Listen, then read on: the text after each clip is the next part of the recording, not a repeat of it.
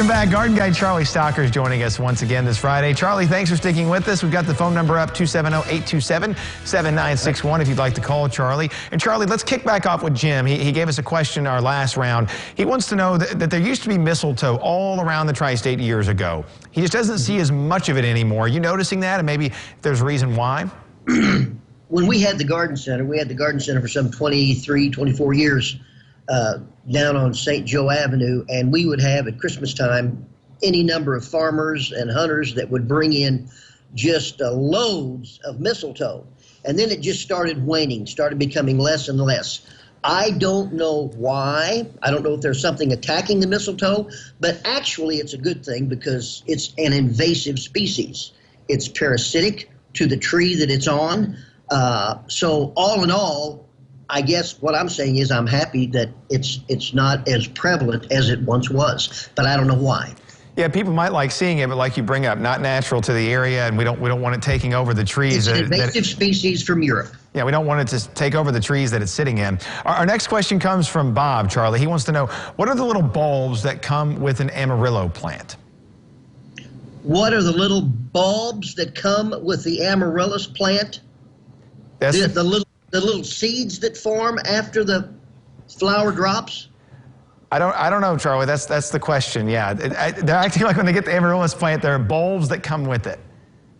Okay, you've got a bulb, a true bulb. An Amaryllis is a true bulb, and you plant that bulb, and then the stem comes up, and then the flower forms, and then after the flower forms, and then the flower falls off, then you have little seeds that will take, if you take those out and you plant them, they will, after about 2 to 3 years, become another bulb and an Amaryllis plant.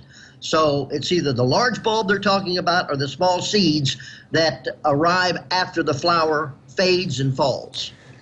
Charlie, let's get to the exciting stuff you've been waiting for all morning. Let's talk about these pecans. I've had a lot of questions about pecan trees. There are a lot of pecan growers out there. I had a long discussion with Ken Hayes this past week, and he's got probably 15 to 18 pecan trees. He's not had real success with the production of pecans. And my go-to person is Jack Brown. He's the arborist for 10 Barred Seed. In my opinion, he's one of the best arborists south of Indianapolis. Anyway, from the research that he's done, here's the way you attack that weevil for pecans. And so all you pecan growers, listen close. Bifenthrin, Bifenthrin, is a chemical that you can spread around the base all the way out to the drip line of the pecan tree. That will, in many ways, get rid of the larva from this weevil. The second point of attack is using, as we talked about, that tanglefoot.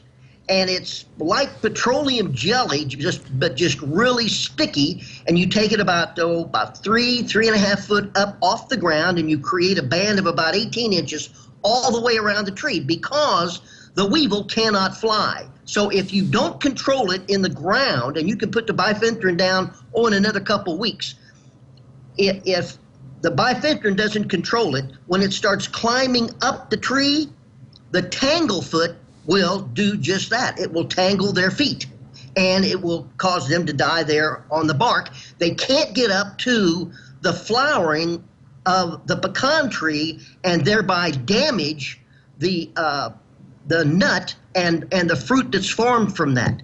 So bifenthrin and tanglefoot, and you can get large quantities of tanglefoot from Superior Ag at the corner of St. Joe and Mill Road.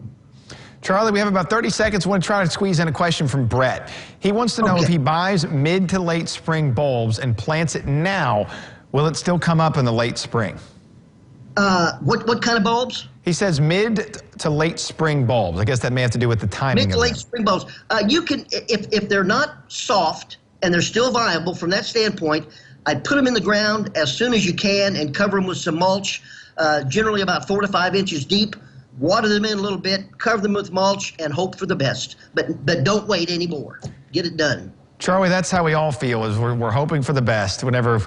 That's why we got. I'll tell you what, Jake, there's a whole lot of people that are going into gardening this year, so don't wait to order your seeds. And I've also put on my Hey Garden Guy Facebook page how to take a soil test. I'll have that up and running today, so you know, and I've got all the places that you can send it to. Very inexpensive, but one of the most important things you can do now for your garden. Thanks, Charlie. We appreciate it more now than ever. We'll see you Monday on Lifestyles. You got it. Charlie Stocker, our garden guy, and we're happy to have him. We're happy to have Ron at the